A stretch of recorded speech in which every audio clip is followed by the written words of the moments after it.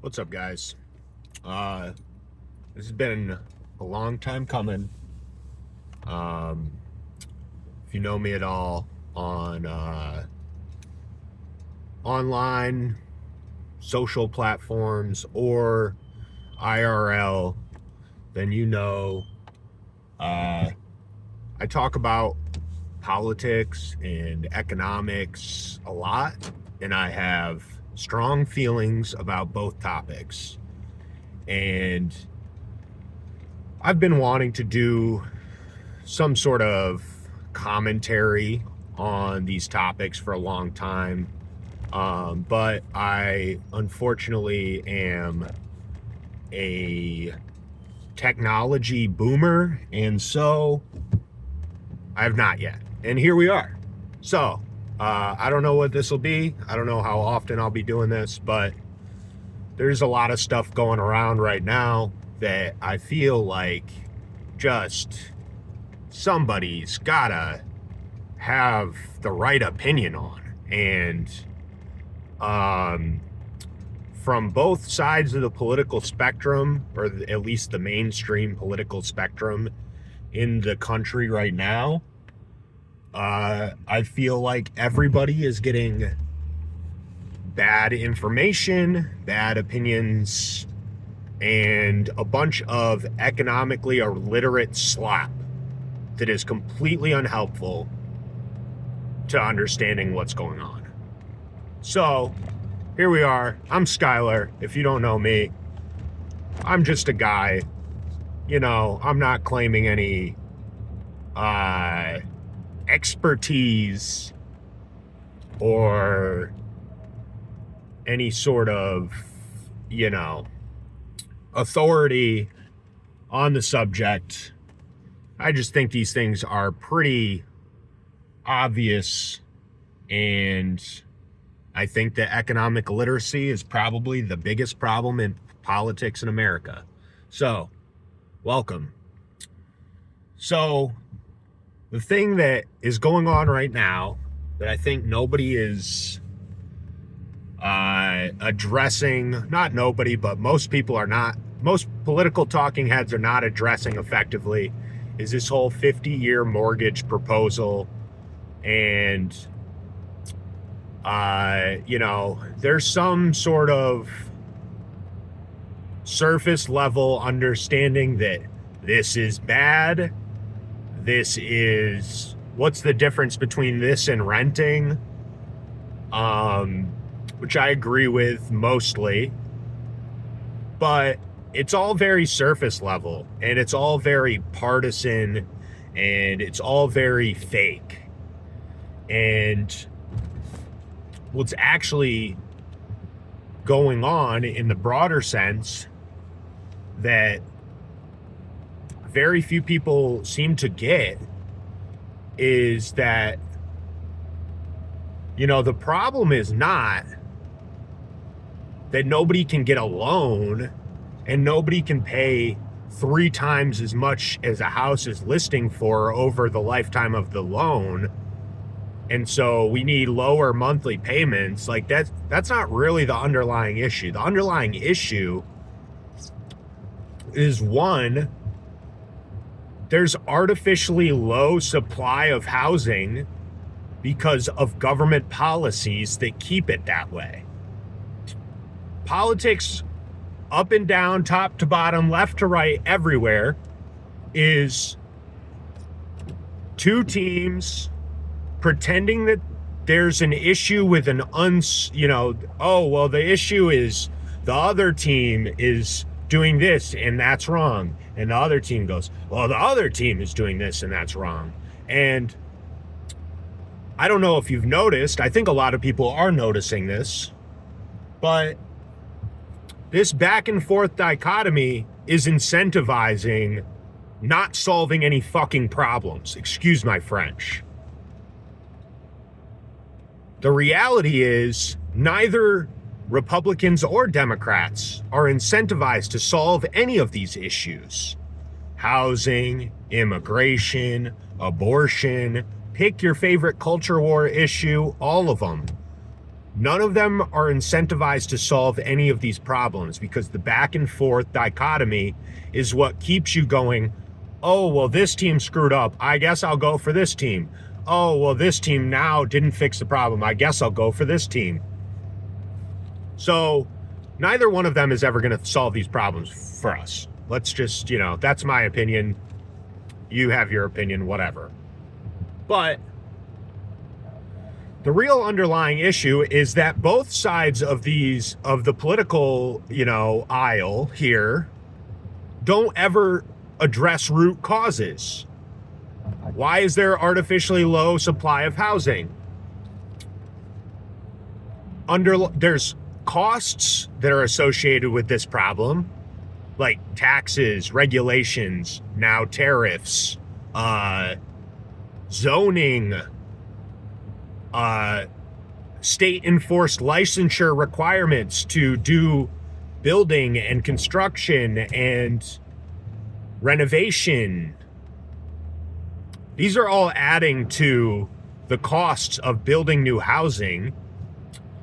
And when you add to the cost of something, you're making it unprofitable to create more of that said item. So that's one of the big problems, is there's artificially low supply. And just to run through that real quick and elaborate, because I think this is really important and it's something that all of us should think about, regardless of political affiliation. This is something you should really be thinking about if you're worried about there not being enough of some good or service in the economy. Instead of just going, oh, corporate greed, greedy capitalists, whatever, go ahead and do that. But you don't even understand like the first thing about anything, if that's what you're harping on about. So let's talk about this. Okay, I want to build a house, right? A 1-bed, 1-bath. I have the land already, right? I've got a whole acre of land. I'm, wherever I'm at. We won't get specific about where or, because these things vary locality to locality, state to state, yada, yada. But, okay, what do I have to do? I have to get approval from the building inspector, the zoning board. I have to get supplies. I have to get utilities ran. All of these entities that I deal with to run the utilities have to, follow local zoning and licensure and insurance and this and that requirement. And each one of these individual requirements adds to the cost, right? So I need a plumber to run. Let's say I'm not even tied into the grid. I need a well dug. I need a plumber to do this. Well, that plumber's costs involve his government regulated licensure, his, the taxes that he's going to pay on the income that he makes. That's a built-in cost, and he's going to charge you for that. That's not like something he absorbs. That's something that he charges his customers in anticipation of.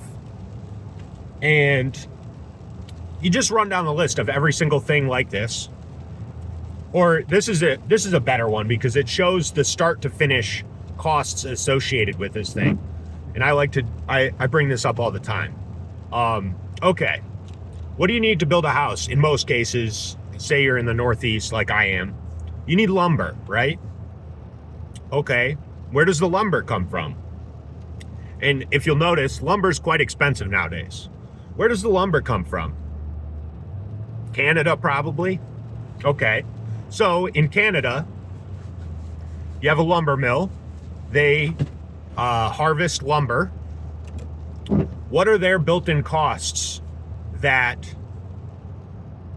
let's pretend there's no government involvement first.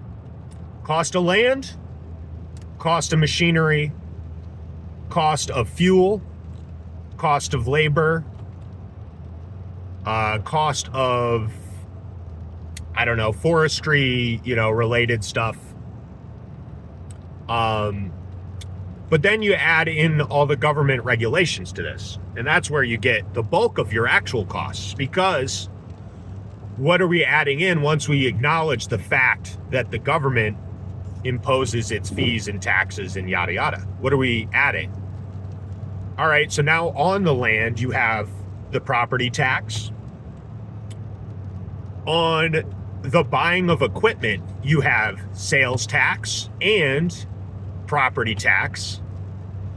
On the cost of fuel, you have sales tax, the gas station owner's property tax, the taxes and import fees and licensure fees and all of these things get taxed all the way up, all the way down.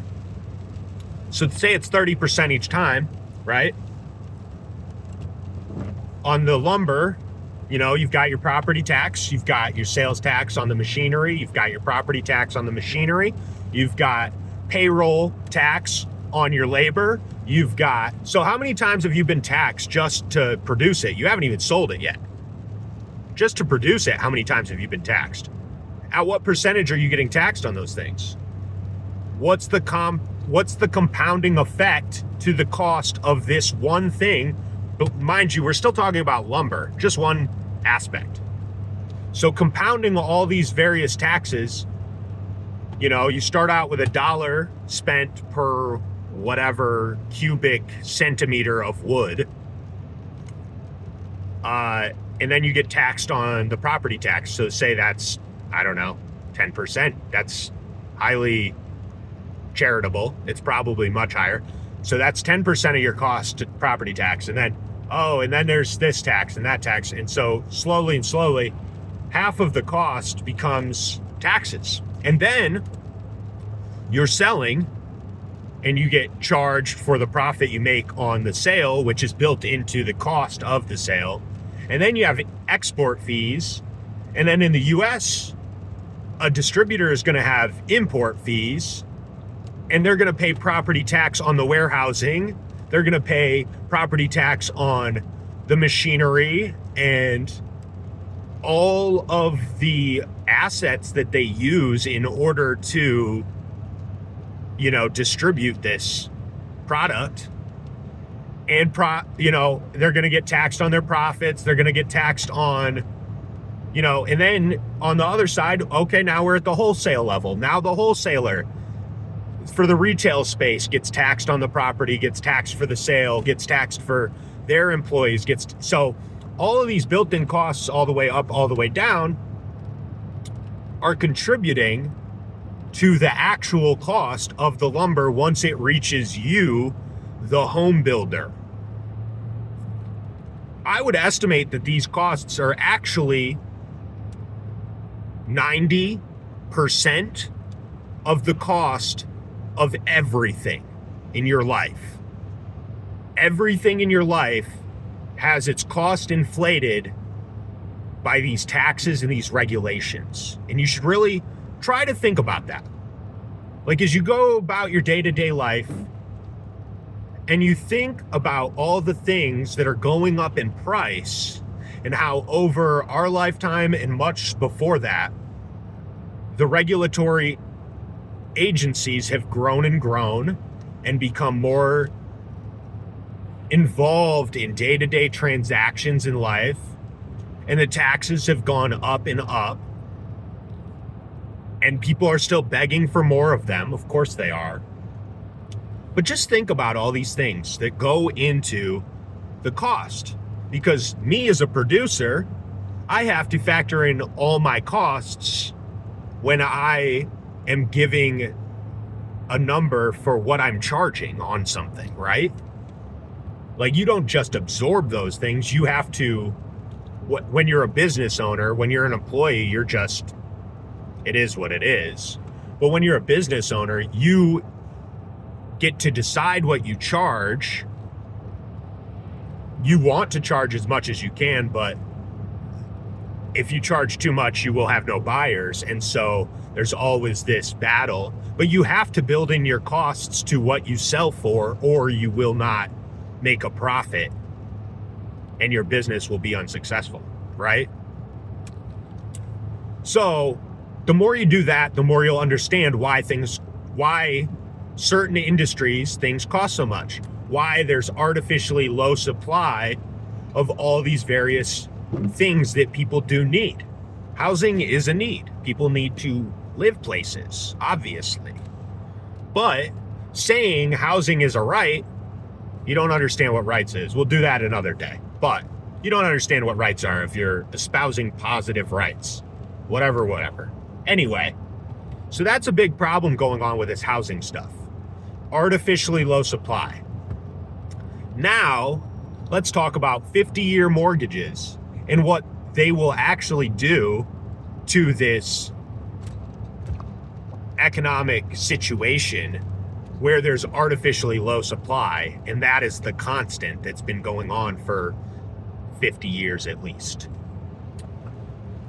So now that we're going to, let's assume this policy goes through and banks start giving out 50-year mortgages. We're just going to assume that for the sake of this argument. If you're, banks lend on a income to spending ratio. Like, what do you make? How much are you spending?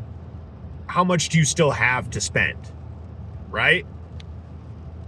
They're not going to lend to you if you make $5,000 and you have things, your costs of living are $5,000. Like, you don't have money to spend. There's no chance that they're going to make their money back, right? So, by lowering the payment per month, you're increasing the number of people who are going to qualify for loans. And many people have talked about the fact, of course, if you extend the period of a loan, from 30 years to 50 years, you end up paying like twice as much in interest. So I'm not going to harp on that too much, because if you've ever applied for a mortgage or a car loan or anything like that, you should kind of understand this concept, hopefully. So I'm not going to go too far. Obviously, yeah, the longer you have a loan at the same rate, you're going to pay more in interest over the term of the loan. That's how it works. But if the banks start giving out these loans, because the monthly payment is lower, many, many more people are going to be approved for these loans. So in the broader market of housing, what's that doing? That's increasing demand while doing nothing to address artificially low supply. And so, what do you think is going to happen to housing prices? Class, Economics 101 class, here we are. When you have low supply and high demand, and there's no mechanism to make these two things even out, what's going to happen? Prices are going to rise, right? Easy. That's easy. I hope. Maybe not. If you guys need Economics 101, let me know. I'll help you out. Okay. But so more people are going to qualify for these loans. That's going to increase demand for these loans. There's nothing being done to roll back regulations or taxes associated with building housing. So there's no new housing being built. Very little, at least. Not nearly enough to meet current demand. So if we have extra demand, what's going to happen? Prices are going to rise because there's more buyers chasing the same amount of housing, right? And so this is not really addressing the issue at all. It's actually adding fuel to the fire of the unaffordability of housing. Who is this good for? It's good for banks. It's good for asset owners, people who currently have houses. And I think one thing that very few people are acknowledging is that it might be good if you're one of the first people to get a 50-year loan. You know, if you're in the first grouping of people that get a 50-year loan, likely, as long as you can make the payments, you'll get in at the lower price before the prices adjust to the reality that there are more buyers than there are sellers. There is more demand than supply. And so if this does go through, this is not financial advice. We're just broadly talking about economics, okay? Not financial advice. Yeah, blah, blah, blah.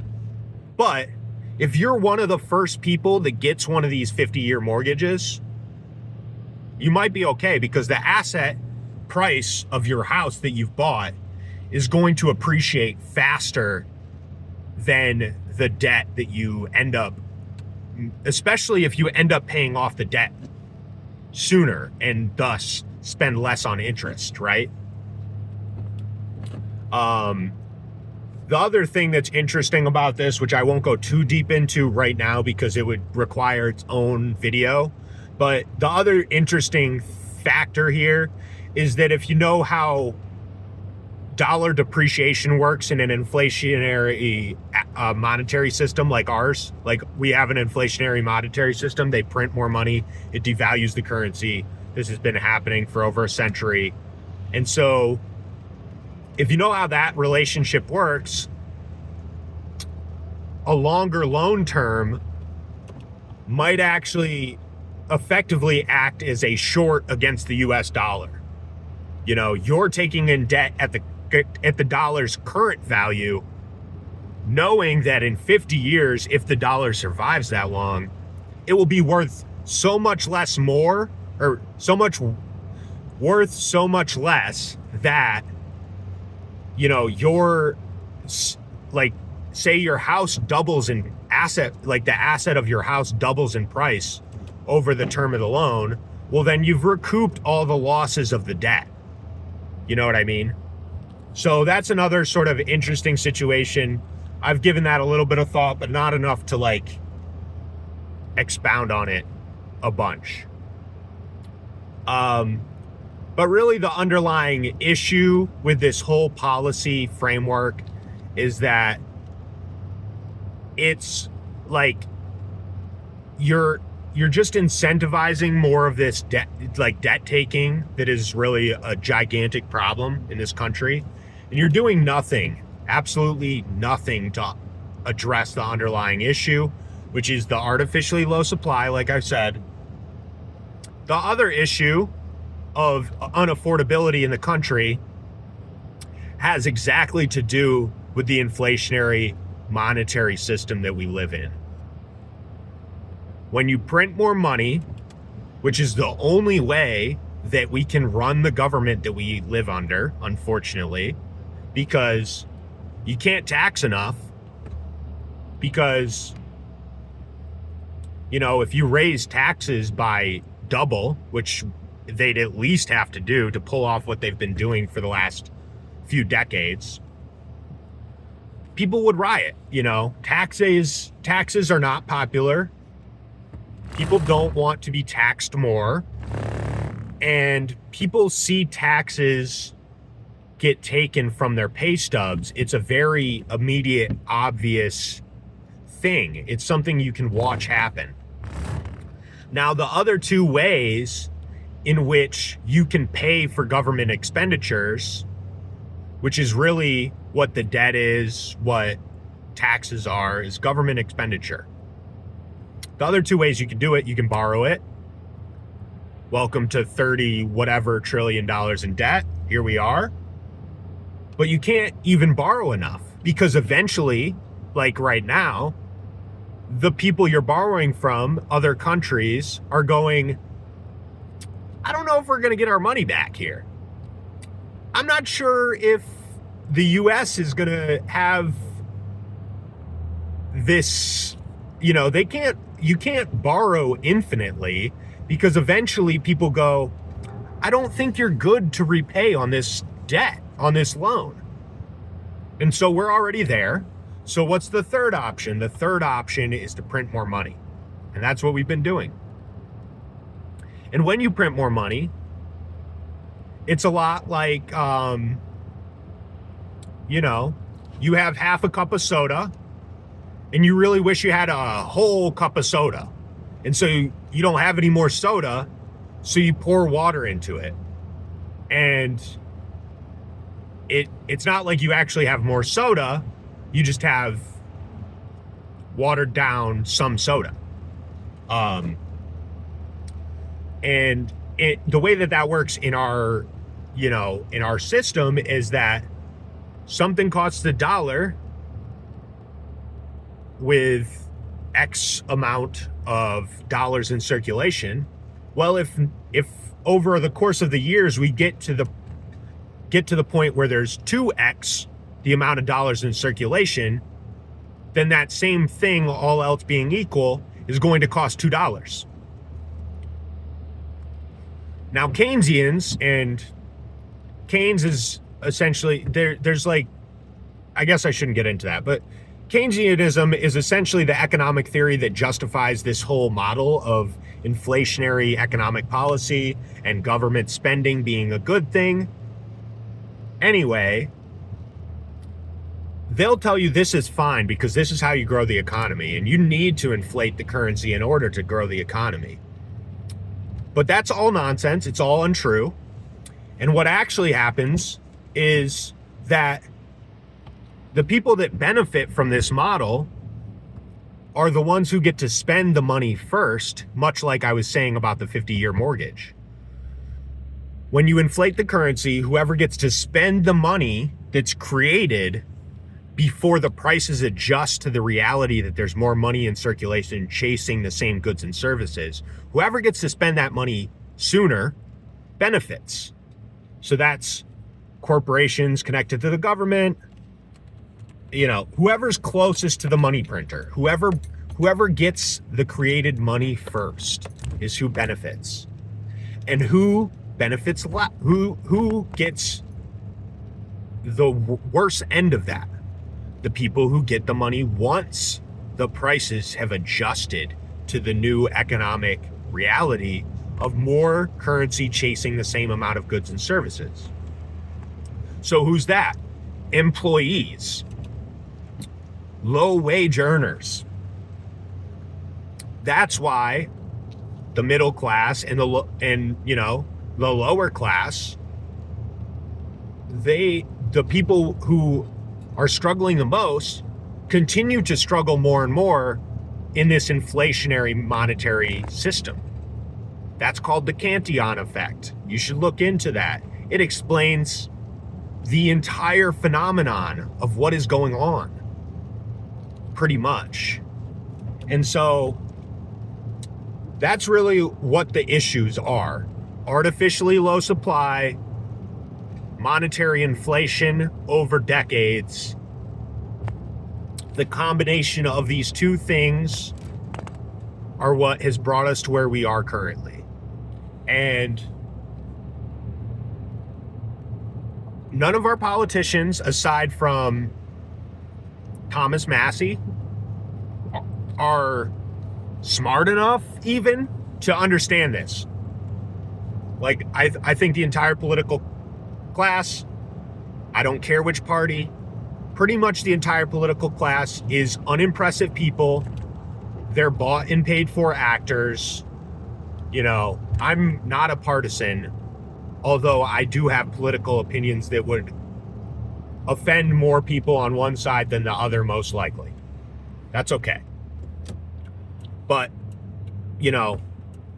neither side of the political spectrum is going to fix this problem, because neither side, at least writ large, understands the problem with inflationary money.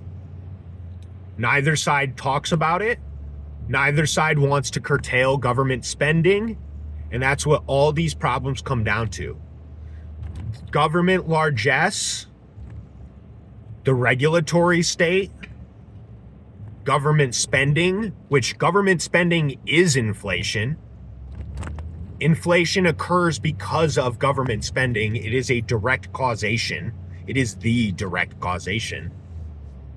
And so as long as neither sides of the political spectrum and neither political party addresses that underlying reality, this is going to continue. And I have no idea where that shakes out. I'm along for the ride just as much as you guys are. But I think, as I've said, I'll continue to say it, I think economic illiteracy is the biggest issue in this country as far as, if you're a democracy enjoyer and you believe in the system as such, as, our democratic republic, blah, blah, blah. If you believe in that, the biggest hindrance to that succeeding, the marketplace of ideas and voting and all of this stuff, that cannot work as long as the populace doesn't get basic economics. So here's my attempt to push that in the correct direction. That's going to be pretty much all I've got to say today. I don't know what this is, or if this is a podcast or a show, or I'm just going to come on and rant every week or two or whatever. You guys let me know what you think. Open invite to anybody who, is a good faith actor who agrees somewhat, disagrees somewhat, whatever. Open invite. I'll talk to you about it. I'll answer comments. I'll answer questions. I'll debate you. I don't care. So that's my take. That's my opinion. Good luck out there. It's rough. Later.